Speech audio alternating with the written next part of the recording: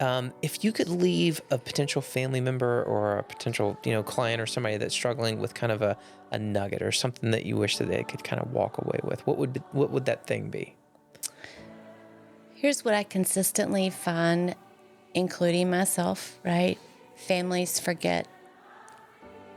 They get so wrapped up in their loved one, right, that's struggling, they forget about themselves. So even if it's putting out like, no one can do recovery for you, right? You got to do it for yourself. You got to want to do it. Don't do recovery for somebody else, There you go. right? Do it for yourself. And Absolutely. that could be the whole family, like, Yeah. and that you can't do it for someone else, but find the resources, find somebody who gets you, because unless you've walked in these shoes, it's very hard to understand,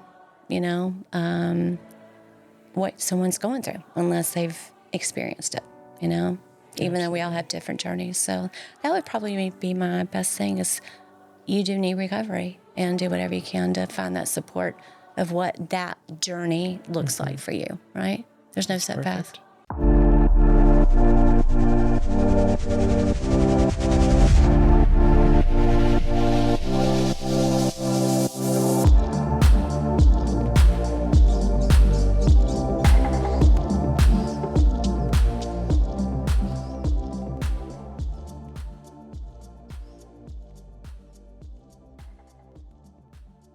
Good afternoon. My name is Graham Durgee, and I'm the founder and CEO of New Waters Recovery in Raleigh, North Carolina.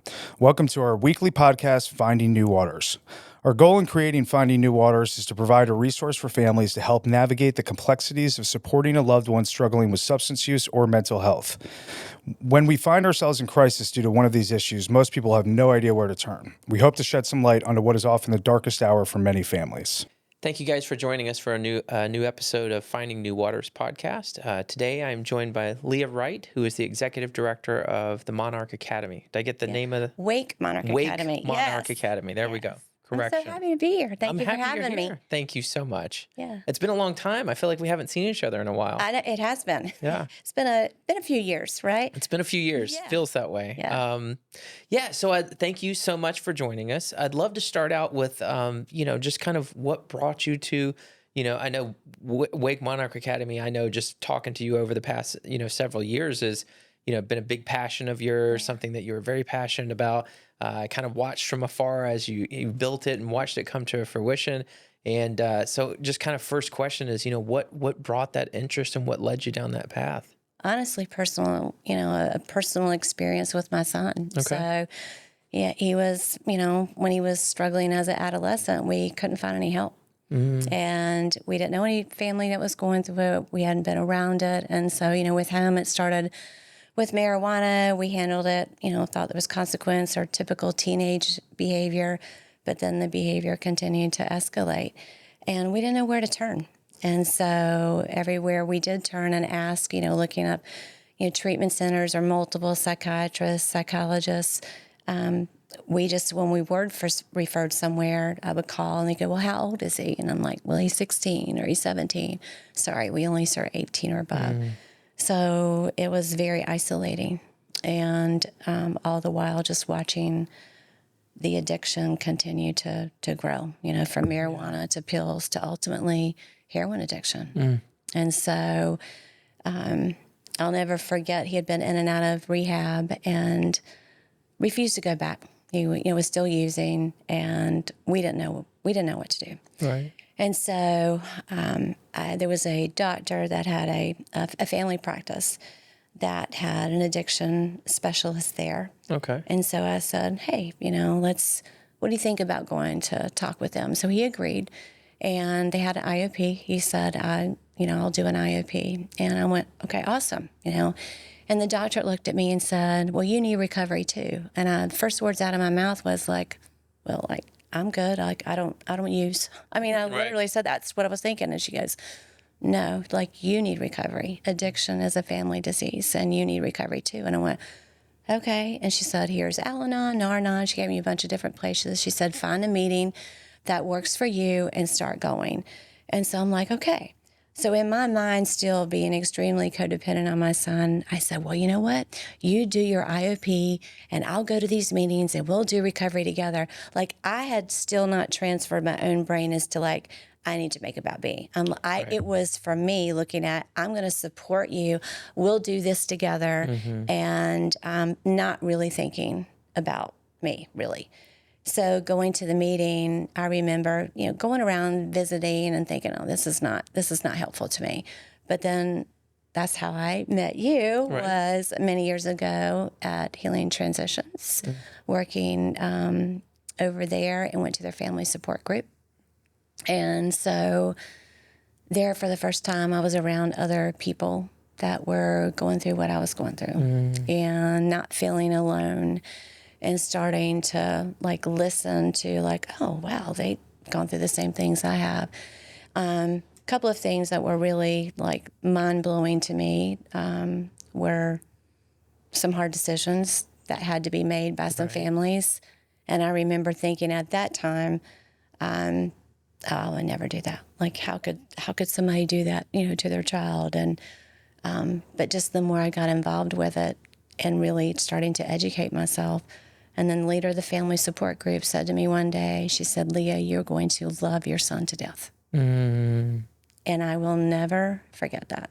It was life-changing to me. And so I started getting tools in my own toolbox. And I remember hearing about recovery high schools in a conversation that we'd had at the family support group. But at this time, our son was probably about 19, 20 years old at this time. We've been dealing with this since he was 14. So many years into it. Right. And I remember thinking, wow, that's a really cool idea. But there's none around here, and he's already out of high school. And so, okay. I mean, it literally went in kind of one ear and out the other. But about a year later, as I continued to work on my own recovery, and our son had been not, very long. I think he probably went at that time, the longest he went was about 3 months. And then here we were just in this cycle. But it truly, I have a very strong faith for myself. And so truly felt led. I mean, I felt like this was something that I should be doing. I fought it for a while because I'm like, me, like, God doesn't use me to do what? To start a school? That even makes sense. I was getting ready to retire, actually, that same year from being an educator of 30 years in Wake County public school system. So I'm like, getting ready to retire. I'm like, yeah, I'm going crazy. Like, I want to help others. I don't want others to go through what we did as a family, but like, this is not going to be me. But I fought it. And the more I fought it, the stronger it began. So on a Sunday afternoon, I had not watched the film, Generation Found. And I told my husband, Jimmy, I said, I want us to watch this film together, this documentary together about, I even tell him what it was about. I said, I want us to watch it together. And then afterwards, I'm going to tell you why I wanted to watch it with you. Because I knew if I didn't have his support to do this, like, I don't know how I could have done it. And so I literally bawled through the whole documentary because all I could see was how our son would have thrived in that environment, wishing that he had had it. And so after the documentary is over, I sat and I went, well, the reason that I wanted to watch this with you is I feel like I'm supposed to do this. I have no idea how to do it, what to do, where to turn, but I need your support. And so he was on from the very beginning. And then the next person I went to was our son, who at that time was living in an Oxford house. And before he got kicked out of that one. But I went to him and I said, I feel like I'm supposed to do this. I'm going to start researching. And I hear there's a Charlotte school that's also they're a couple of years ahead, but they are getting a school open. And so I'm going to reach out to them. But if I decide to do this, are you going to be okay? Because I know people are going to ask me, why are you doing this, right? And in order to tell them that, I'm going to have to share our story. Are you going to be good? Right. And he said, yeah, I'm going to be good with that. And so once I had those two, then I, reached out, started gathering information, and talked to their executive director. She was the founder, not executive director at that time, and said, how did you do this? And so they just as we did, we did screenings of Generation Found at multiple places. I remember that. Yeah. Started telling everybody what we were doing, what was the wanting to build a team, anybody interested in helping us, come join the team. And we're meeting, this day and this day. And started working on our nonprofit application. And so that took a while. But my very first meeting was May 7th of 2018 with a group of 7 of us, some from my family support group. My husband was there, the youth pastor, and an addiction professional that I worked with our son, and who actually was very involved with the Healing Place, which is now Healing Transitions. Okay. Yep. Very much valued what he had to say, and so he was at that first meeting. And then a year later, almost, or a year plus, July 17th of 2019, we became an official 501c3 nonprofit. Then when our goal was to open up in 2020, we had just found a location and we're starting inspections, and then COVID hit. Gosh. Oh. So that put a big, stop on everything. I'm like, well, what could we do? So basically we lost our team. Because it was hard to delegate what to do if no one could go anywhere. Right. So the ones that remained was the board. And so the board, very hardworking board, what could we do? While no one can meet, we can't do anything. So we started working on like a strategic operating plan. What's our handbook going to look like? Okay. So things that we could do on a computer, on Zoom, that we didn't necessarily have to meet, and would send revisions. And what do you think about that? So that's what we did until things started to open back up again. And as soon as they did, we started inspections, because we weren't totally sure if we could even do the school there because of all the inspections that needed to be done. And we had started, but then couldn't finish.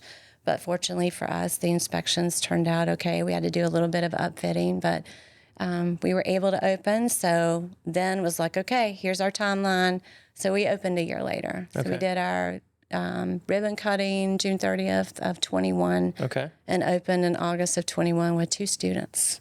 So it was just myself and another staff member. We hadn't found the recovery coach position yet. So we're like, well, we can do this. We've talked to other recovery high schools.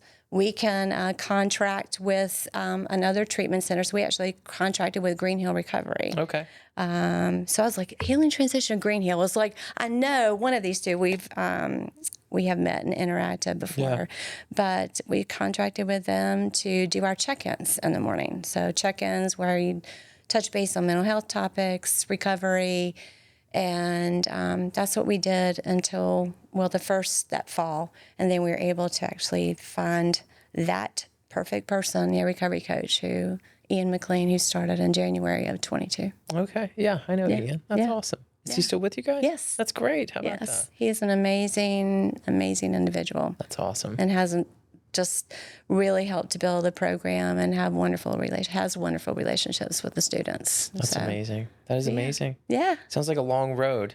Long road, long journey that honestly, looking back, like I would never want to like relive or wish on any other family. But I will tell you, there's so many experiences and feelings, especially new in recovery. A lot of these families are just at the very beginning, right? Only been it with a few months, so I can relate a lot to those feelings, especially time send your child off to rehab and okay, good. They're fixed, right? Fixed, yeah. They're good to go. I remember all of those same feelings. And so I can relate to them and kind of guide them through the process. But instead of them waiting and years into it like we were, not knowing where to turn, like they're immediately connected to resources. We have family support within our school as well. So addiction's a family disease. So again, learning from my own experience of saying, hey, you need to go to weekly support groups, find one that works for you, but here's why. Right. Give them the why behind it. Because we're not going to be a good fit for a family if a family comes and says, like, fix our child. Because we're not a treatment center. Right. We support the treatment, right? But we are not a treatment center. But, if a family says, fix my child, and they're going to sit back and not do anything, then we're not going to be a good fit. So I'm very upfront in sharing that information through a tour. There's a process for enrollment. Okay. But when we enroll a student, we know that they want to be there and willing to work a program of recovery. So we've been successful. You mentioned you're not a treatment center. Right. I know that, but so I'm wondering maybe a good next step is, what is Wake Monarch Academy? Obviously, it's a recovery high school. But what does that look like? What does the student look like? What did they engage in? Like, what does that look like for them? Well, yes, a safe and supportive environment for a student in recovery, but honestly, it's so much more. I mean, yes, working on the sustained recovery. Yes, trying to give them a college-ready academic program. Okay. That we, I as a school, like I report to the Department of Administration, which there's really no set curriculum. I could make it whatever I want to make it. Interesting. But for us, we didn't want families to look that they were getting less or like a step down for academics, because we knew a lot of these students would be coming from our public school system. Sure. So I'm like, I really want to have it, and I being the board, the organization, like, let's make this where they're really getting a step up, because with all the individualized instruction that they're giving in addition to recovery, but let's have it a college-ready program. So what our requirements are, what a regular school system, so we look at what DPI does, and then that's what we work towards. Okay. We also have dual enrollment with Wake Tech, so our juniors and seniors can take classes while at Wake Monarch, but they're getting college credit, just like they would if in a regular high school. Wow. Okay. So really tried to build it up to like, this is actually a better program, coming here because of what we're able to offer. And so that's what we did for our students. But our students, not only, again, recovery academics, but it's teaching them to be a well-rounded individual. So, what's an important part of recovery? Well, exercise is an important part of recovery. Sure. So one of our amazing community partners is Noose River CrossFit. Okay. And so our amazing coach, Christy Hagan, who you might know in recovery herself, has been with us since the very beginning. So she's our coach, but many of our gym classes have turned into like recovery pep talks. Okay. And so that's our gym class. We go twice a week. So, and students work to the best of their ability, as long as they're trying. Like, not doing it is not an option, right? But doing it, but watching them even evolve there, right? And the competition, friendly competition, between the students and Ann. So, we're in there as well, staff cool. doing the best that we can as well. But another important part of recovery is giving back. So we have integrated service learning, because we want them to know, like, there's someone else beside yourself. And so how you learn that is when you serve others. So we have multiple community partners that on Wednesdays we do what we call Wednesday Wellness. So we go out and we learn. So we're learning something, but then while we're there, then we're giving back. That's so we keep track of those volunteer hours. So for example, we're involved currently with a Bit of Pleasure horse school. Oh, okay. And so we go there, we split the students up because we're grown, quite a bit. And so half of our students are learning to ride, other half of our students are doing groundwork and things like that with the horses. And then afterwards, they're all pitching in, cleaning water buckets, mucking stalls, doing whatever. That's great. And we keep track of their volunteer hours. So when that ends, then we'll be involved in another organization, learning while we're there, but also giving back. So we've done a place at the table. We've been involved with Maggie Kane and her group. So the students have greeted, they have bus tables, they have, prepped food. They have done a variety of things. We've done things at the food bank. We're going next week with the food bank to the state fair.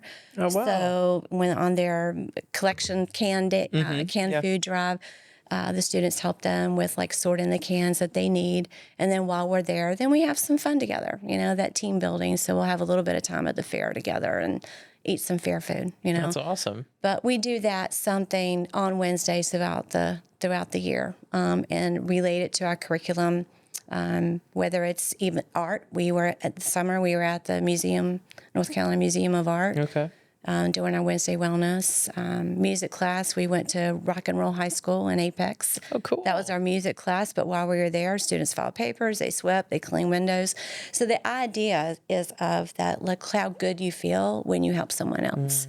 And it's amazing to hear it. I'll never forget one of the students came while we were doing something. He says, Leah, I gotta tell you this. He goes, like, when I help them, like when I'm doing this, I feel good about myself. And I went, exactly.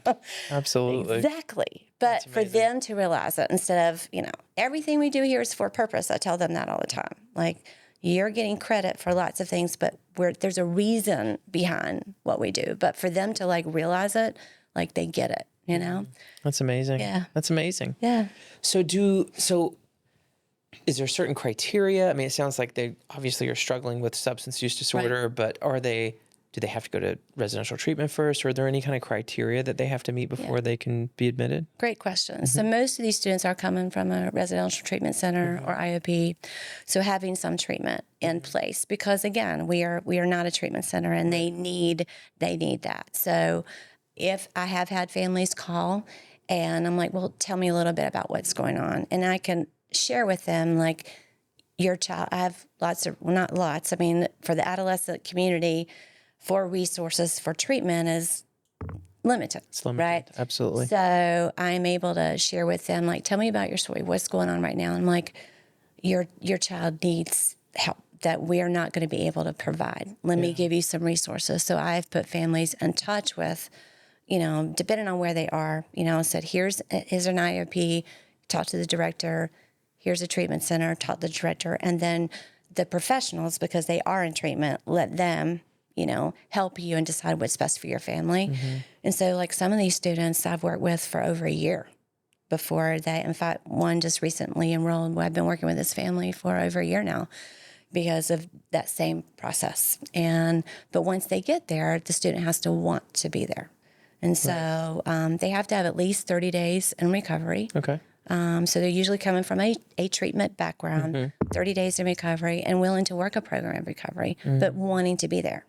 And wanting to be, student term down, for things that we do there, like random infrequent drug screenings. Okay. Like we don't do it to catch you. That's not why we're doing it. Right. We're holding it for doing it because you're accountable. You're accountable to yourself. You're accountable to your peers, your parents, your caregivers, staff. Yeah. Absolutely. So I have to be willing to work a program of recovery. And by doing that and going through the process of a tour and then an interview, I always say, don't let that word scare you. But it's the purpose of it is to make sure all questions are answered and that we're a good fit for you guys as a family, but that you're a good fit for us.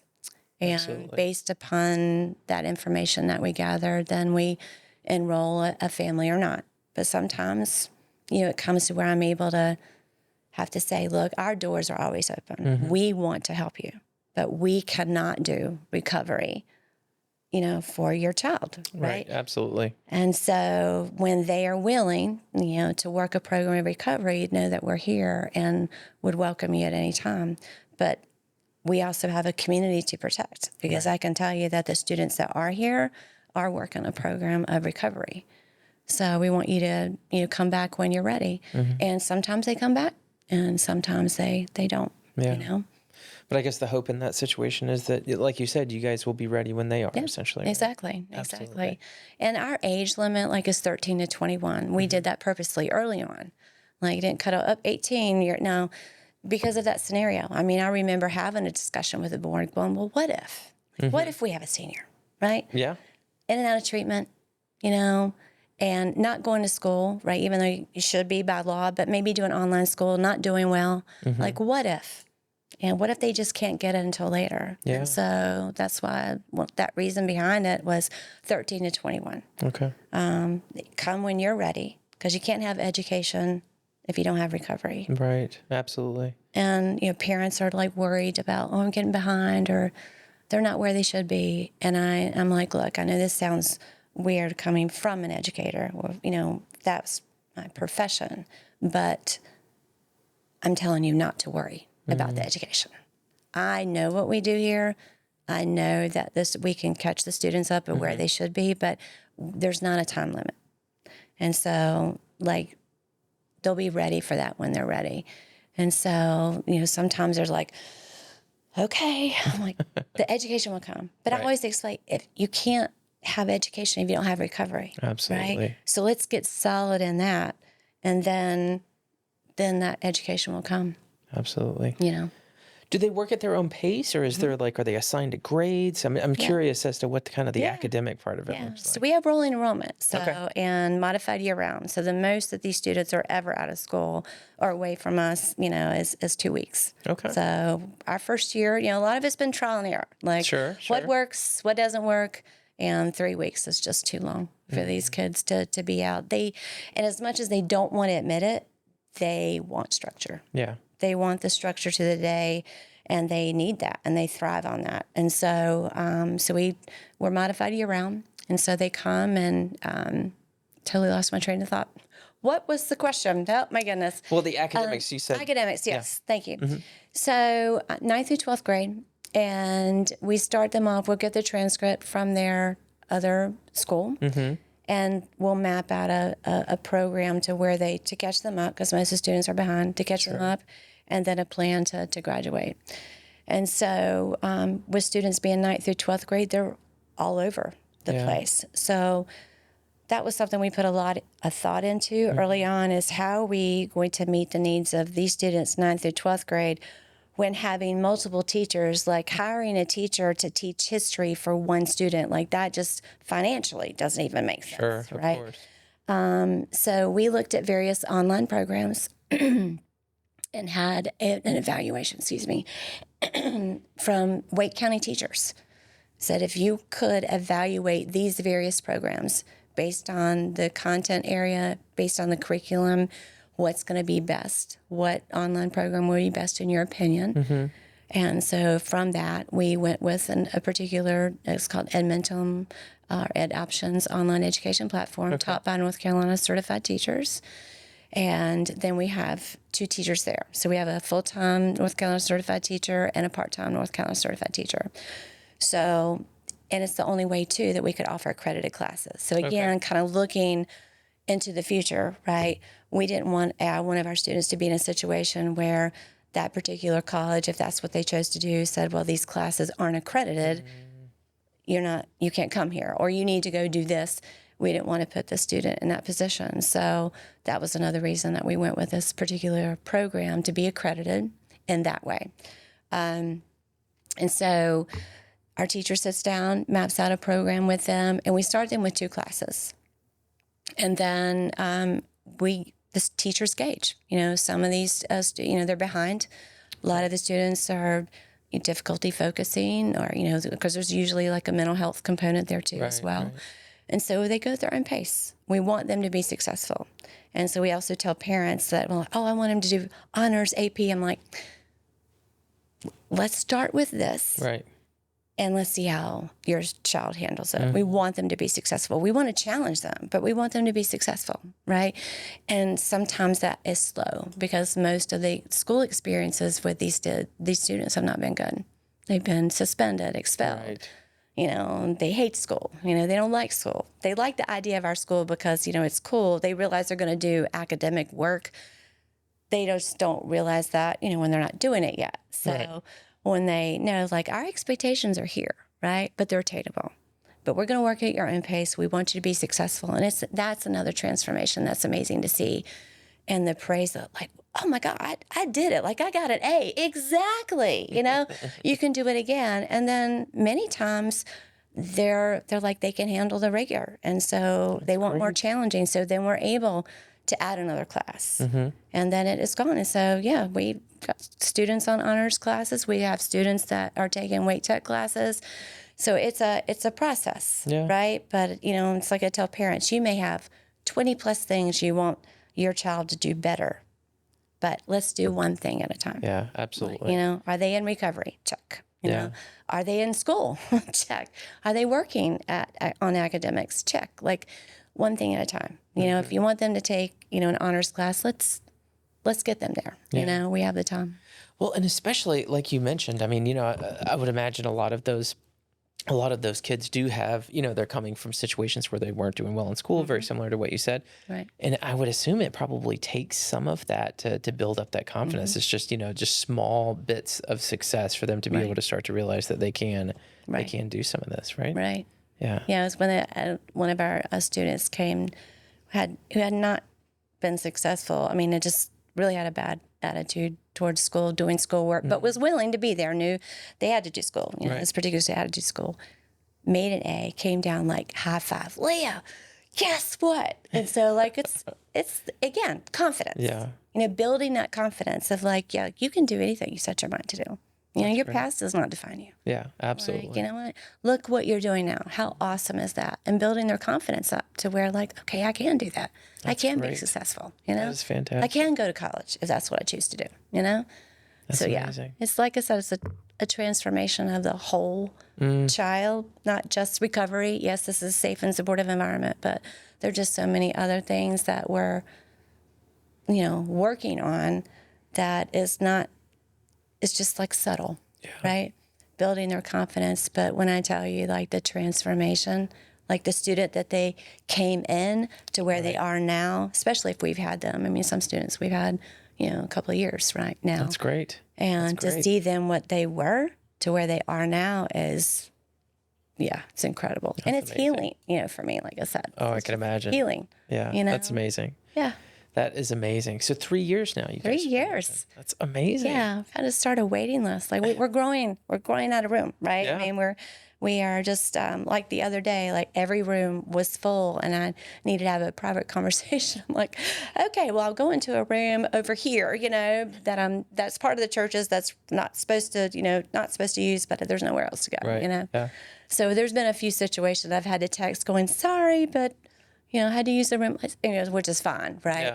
Yeah. But yeah, it's I guess a good problem to have. Yeah, but, sure, right? I mean, it shows that there's a need and you guys are working to fill it, right? Which is great. And the students are bringing other students. That's amazing. And so that's your best kind of referral is when who's actually living the program of the students and the parents that they're sharing with other families about this program. So then, okay, I'm going to call and get some more information, and then it just kind of goes from there. That's awesome. I love that. So are you guys thinking about other locations or things like that in the future or expanding? Well, the eyes are open. Yeah. Let's put it that way. The eyes are open, and just actually had a conversation this morning of just be on the lookout, I mean, we can make it work by growing, a little bit more, but again, that needs staff. Right. So that's where it's not just location is why we have a waiting list. I mean, really, the main reason is that we're at a point where we need to hire more staff. Okay. And we're just in a position that we need to do some other things, as well, because, the majority of our budget, we have to fundraise now. And so that's challenging. We have a Gala for Recovery coming up on November 4th at McGregor Downs Country Club. So that's our largest fundraiser. So, we're going to reevaluate after that fundraiser and see where we are, That's great. We want to continue to grow because the need is great. Right. The need is great, and any opportunity that I can talk about the school. So thank you again for giving me this opportunity, or go to businesses and do a short presentation of what is a Recovery High School. Opportunities like the International Overdose Awareness Day for the 5th year now was able to speak, and the students were able to speak and share. So opportunities like that just to get the word out. I mean, even if it's just for awareness, of like this is what a Recovery High School looks like, right? But because there truly needs to be a Recovery High School in every county and state. I mean, honestly. I mean, that's what I'm thinking as we're sitting here talking is that, I mean, thank goodness, right, that you guys are here and that we have that resource here locally. But, I mean, to your point, I could see where this would be valuable. I mean, literally everywhere. Yeah, everywhere. Yeah. Yeah, even with the mental health. I mean, even if it was just that recovery, maybe if it was mental health, I mean, just that these kids need that one-on-one, attention, but also the flexibility. Yeah. That, hey, I can take a break from academics and go talk to the recovery coach. Or I can take a break and, say, hey, can I come over here and, color? I mean, draw, whatever. Take a mental health break, Yes, you can. That's amazing. And come back to it. And so we have the flexibility to do that because we meet the students where they are, meet the families where they are, and we go from there. And each of the staff members looks at it at a different lens. Recovery coaches in recovery knows the walk, right? And so he's able to really relate to the students and students relating to him. And then even though I'm not personally, in recovery, but I am as a family member. Right. So I'm able to look at it from that lens as well. And then our staff has been touched by addiction in one way or the other. So we've all been touched by it just differently. And so we're all be able to just kind of give our own input as well. And very much involved in the program. I mean, to make this really, truly work too, it also takes the staff of being approachable. That's why I mentioned Leah. Like, we're not by our last names. Like, it's breaking down the barriers, right? Leah, Ian, first names, being approachable, but also showing them that we can be vulnerable too. Absolutely. So, like, where staff is part of the check-ins in the morning, if it's on a topic, I mean, they've seen us cry, except Ian. Ian is the only one, which we laugh about it. But I mean, totally, I give him a hard time about that. But no, all of us have cried, because if we're asking the student to be vulnerable about difficult situations in their life and we aren't, like, what does that show them? Yeah. So when we break down those barriers and show them, like, yeah, we've been through trauma too, right? We've been through some hard things in our life too, but this is what we did. This is how we overcame it, right? And you can too, I remember even recently, I was talking about purpose, right? And what they want to do. And I'm like, what is my purpose in life, And so I was able to shine the light on it, going on, like, I'm decades like older than you. Sure. And I said, I'll be honest with you. I was in, like, I loved teaching, right? I loved being in the classroom, but I was probably 25 years. I remember having this thought, 25 years in, right, of teaching. And remember distinctly thinking, and this was before, right? This was before I even thought about Recovery High School. Right. What's my purpose? Is this what I'm supposed to do with the rest of my life? Like, when I retire, like, what am I supposed to do? I'm not teaching. Like, I'm fairly young, right? What's my purpose in life? So by sharing with a student, like, I was even a career still trying to figure out my purpose. Hands down, do I know my purpose now? Absolutely.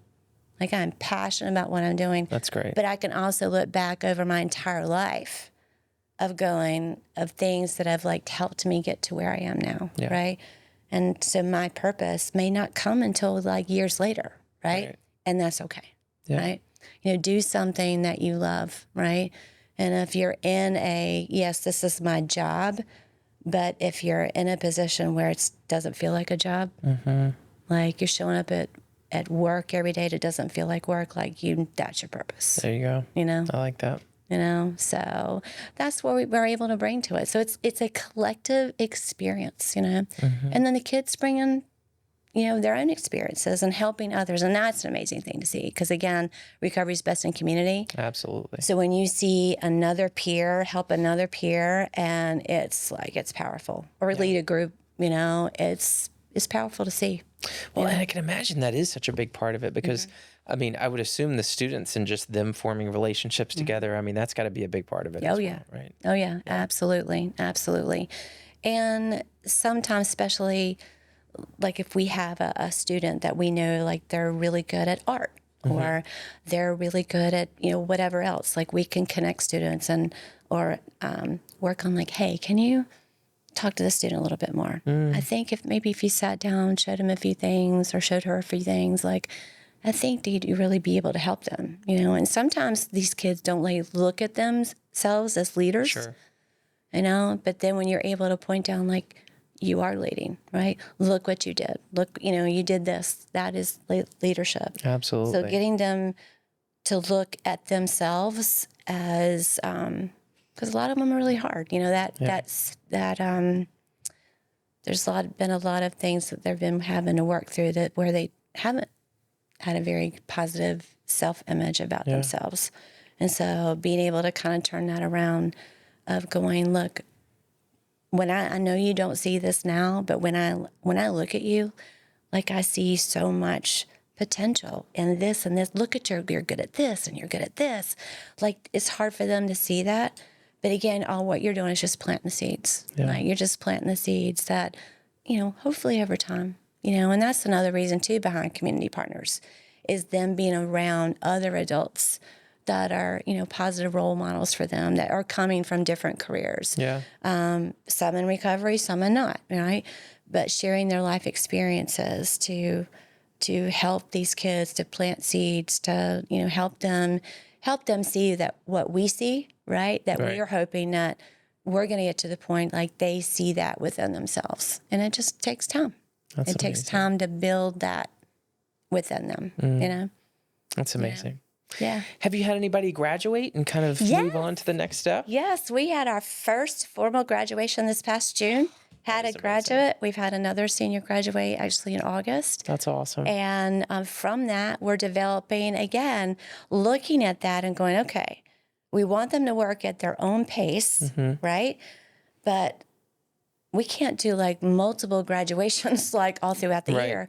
So it was, again, like reaching out to the Associated Recovery High Schools, other recovery high schools. So how have you done your program and getting their feedback, which is how we've developed ours. I mean, our model is based on other successful recovery high schools. Absolutely. So reaching out to them going, how have you handled this? And so most recovery high schools are part of their school system. So that's been a little bit harder to relate to that.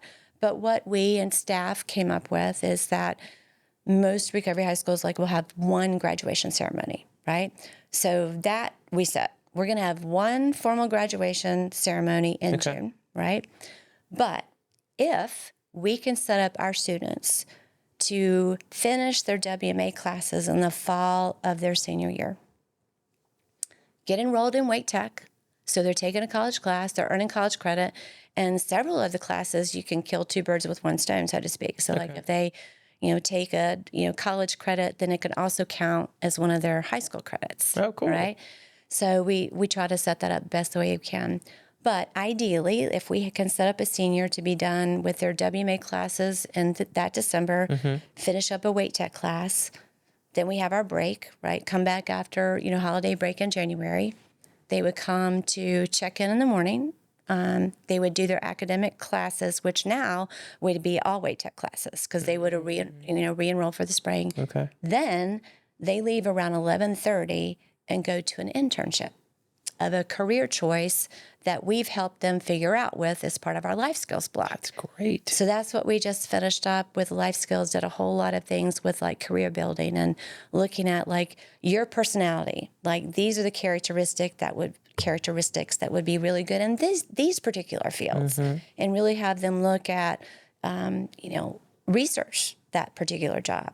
So having an area of interest. So that's been another involvement of searching out community partners, which we still need, help in, right? That's great. Of like, you're interested in interior design.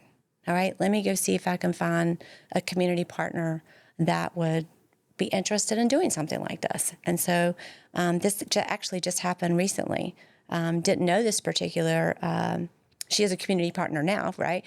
But it was like a friend from through a friend, and said, I would love something, interior design. He's very artistic, loves to do things like that, what do you think? And so I ended up getting connected to this particular, organization and talked with the owner and said, hey, we haven't done this before, right? But this is what we want it to look like. Would you be open? And so she came in, talked with the student, and when I tell you, like the sparkle in his eye. Yeah, that's cool. And that to see them talk back and forth, oh, this is what I did, and this is what you do. And like the conversations, and I'm like that. That's cool. Sitting back in my head going, this is cool. That's awesome. To see. Yeah. And so hopefully he's going to be doing that, in the spring with her. So that's what we like to do with this premise behind it. We're working really hard on, yes, recovery, education, but it's a scary world out there, diploma. It is. So how can we slowly transition them in before they get that diploma? And so this was a great way to go, hey, they're here for recovery support. They're doing their academics, but then they, as a senior, the big deal, like leave campus, go to a career, whatever that internship looks like. And then when we do have the graduation in June, like they've been out of they've been connected to WMA, but half of their day they're also like in the real world, right? Whatever that looks like for them. So that is a program that we're developing as we speak. As a need has arisen, but arisen. But that's what we want to do. I mean, that's huge. I mean, being able to get some. I mean, internship. I think, as we know, I mean, colleges are just becoming much more competitive and things like that. So, I mean, just internships in general, I think, give you a good, leg up there. But also just that on the job training type experience and being able to just see what it's like being in a work environment. I mean, that's just so valuable. Yeah, that's exactly. amazing. Exactly. So, like, we're still working out the details, but to be able to go out and shadow something, and this is what we say, you may get into that and think, I don't want to do anything like this, right? But then guess what? You haven't lost. Like you're not 2 years into a degree, if that's what you choose, and just say, I don't want to do this. And now you do a complete, degree change. And now I've added more time. Like if you can figure that out or we can maybe help you figure that out now, you're not losing anything. Yeah. Well, all you've done is just gain experience. Absolutely. And still earn college credit, still on track to get your diploma as originally, right? But now you've gained something else. And so that's what we're hoping to do. That's amazing. Now, if we have a student come in and say, I want to be an astrophysicist, then that might be a little bit more challenging. I'm like, I was trying to keep it within this realm. But you know what? Would I go out and I'm like, you know what? If that's what you want to do, let me see what I can find out. Yeah, absolutely.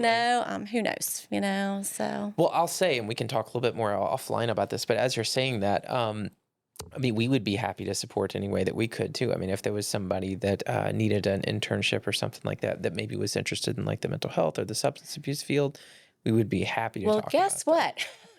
I absolutely have a student, which I had, she wants to be a nurse. Okay. Right? But she also wants to work in treatment.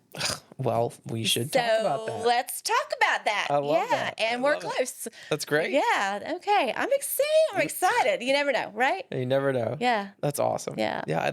We would love to support that. Absolutely. Okay. All right. Well, that offline, we'll talk and develop this together, right? Yeah. I love it. Because when something works out, I know that there'll be other students that will come up and, since we're not planning on going anywhere, right? Yeah, absolutely. But there'll be another nurse or whatever, or it doesn't even have to be a nurse, it could be something else. Yeah. Like there are different ways to even if it's the business side. Yeah, 100%. How do you run a business, right? How do you start a business? Yeah.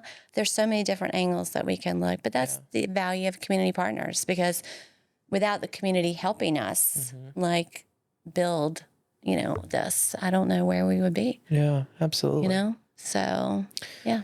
Well, Leah, I really appreciate you coming in. I do always like to end these. I'm kind of developing a little bit of a theme here with this, or a pattern, should I say.